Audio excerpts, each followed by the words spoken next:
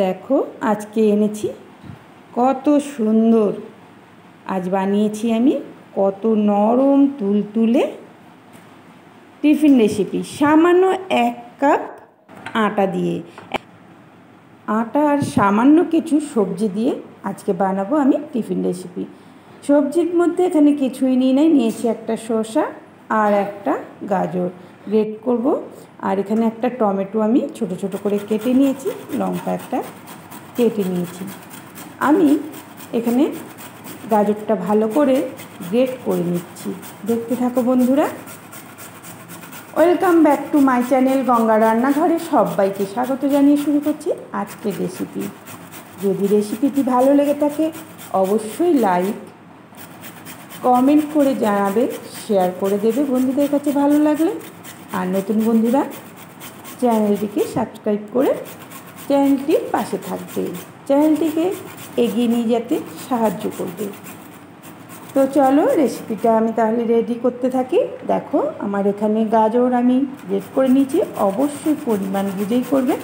আমি এখানে দুজনের মতো টিফিন রেসিপি বানাচ্ছি, সেই জন্য আমি একটা গাজর নিয়েছি আর একটা শসা নিয়েছি। যে পরিমাণে যতটা লাগবে বুঝে নিতে হবে। আমি বেশি সবজি ব্যবহার করি নাই, তোমরা চাইলে আরও অনেক রকমের সবজি দিতে পারো, যে যেরকম সবজি খেতে ভালোবাসো।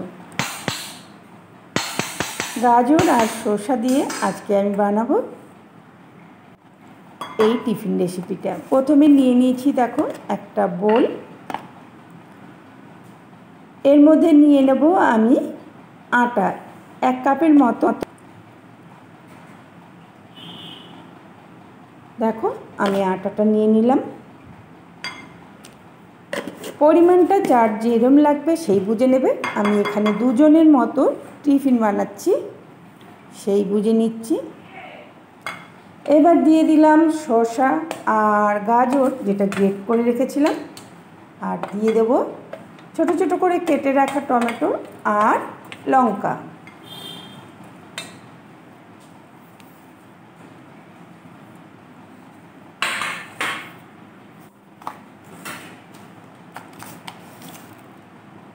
পরিমাণ মতো নুন,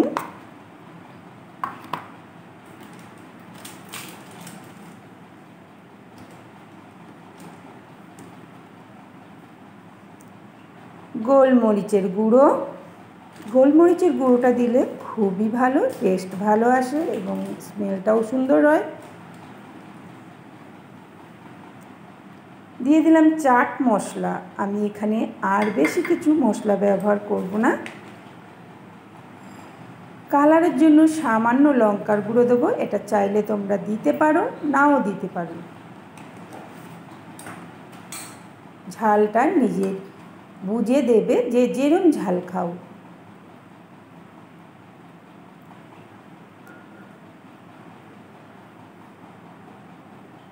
এবারে আমি সুন্দর করে আটা ও সবজির সঙ্গে মিশ্রণটা মিশিয়ে নেব এবং খুবই অল্প অল্প করে জল দিয়ে ব্যাটারটা মিলিয়ে নেব। তবে বন্ধুরা দেখতে থাকো।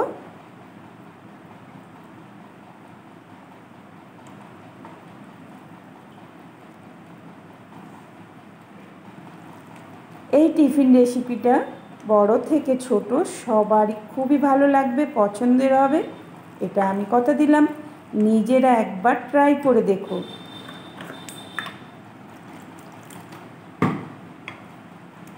তারপরে কমেন্ট করবে যে কেমন হয়েছে। আমার তো খুব ভালো লাগে এই ধরনের টিফিন বানাতে, এবং আমার বাড়ির বাচ্চারা খুব ভালো খায়, বাচ্চা থেকে বড় সবাই।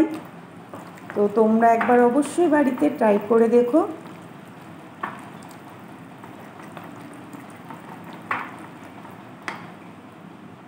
মাখা বেলা ঝামেলা ছাড়াই খুবই লোভনীয় একটি রেসিপি।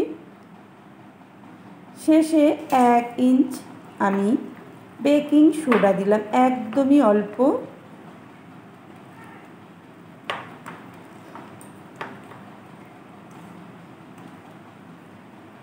দিয়ে ভালো করে ফেটিয়ে নিলাম। মিশ্রণটা যতটা সুন্দর মাখা হবে রেসিপিটি ততটাই সুন্দর হবে।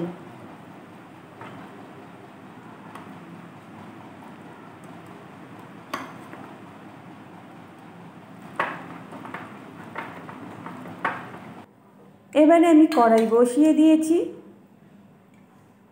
আর এই ছোট্ট একটি চামচের সাহায্যে 1 চামচ তেল দিয়ে দিলাম,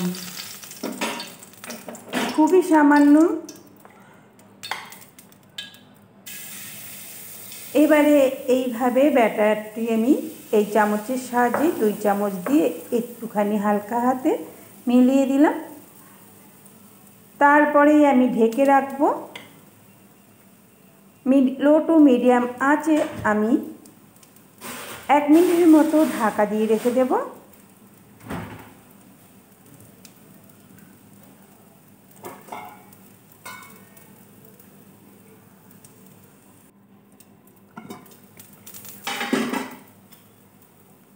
একদমই দেখো কত সুন্দর হয়েছে কালারটা। ওপরেরটা একটু নরম থাকে, আবার একটু তেল দিয়ে উল্টে দিলেই ওপাশের কালারটাও খুব সুন্দর হয়ে যাবে। তো দেখো আবারও আমি 30 সেকেন্ডের মতো ঢেকে রেখেছিলাম। সবজিগুলো একদম নরম সবজি, সেই কারণে বেশি সেদ্ধ হওয়ার কোনো ব্যাপার নেই, প্রথমেই সেদ্ধ হয়ে গেছে। তো দেখো কত সুন্দর হয়েছে, দেখলেই বুঝতে পারছো।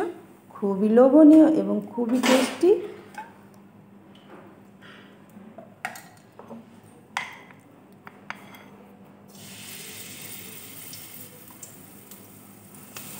একইভাবে আমি সবগুলো বানিয়ে নেব।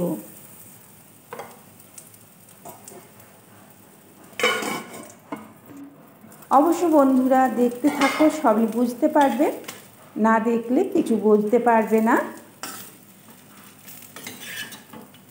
একদম বাচ্চারা এত সবজি খেতে চায় না, তাদের যদি এইভাবে সবজি খাওয়াতে পারো তারা অবশ্যই খেয়ে নেবে। খুব সুন্দর, খুবই লোভনীয় আর খেতেও খুব সুস্বাদু।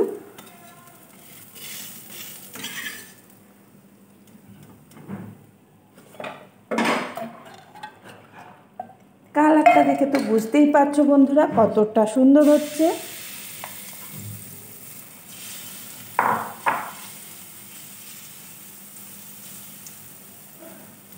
একইভাবে আমি সবগুলো বানিয়ে নেব।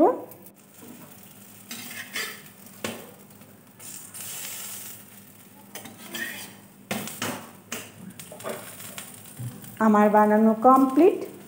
এবার আমি সবগুলো নাড়িয়ে নিচ্ছি। দেখো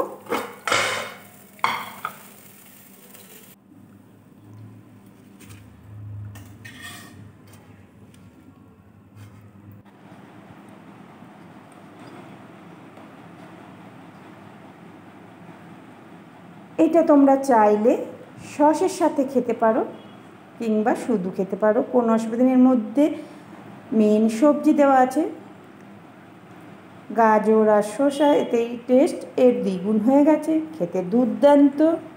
একবার হলেও ট্রাই করো বন্ধুরা। যে সকল বন্ধুরা এতক্ষণ ধৈর্য ধরে আমার সাথে থেকে রেসিপিটি দেখলে তাদের তো অসংখ্য ধন্যবাদ। যে সকল নতুন বন্ধুরা চ্যানেলটির সাথে আছো অথচ সাবস্ক্রাইব করো নাই, প্লিজ চ্যানেলটিকে সাবস্ক্রাইব করে চ্যানেলটির সাথে থাকো, পাশে থাকা বেল আইকনটি অবশ্যই অল করে রাখবে, তাহলে নিত্য নতুন রেসিপি সবার আগে পৌঁছে যাবে। সবাই ভালো থেকো, সুস্থ থেকো।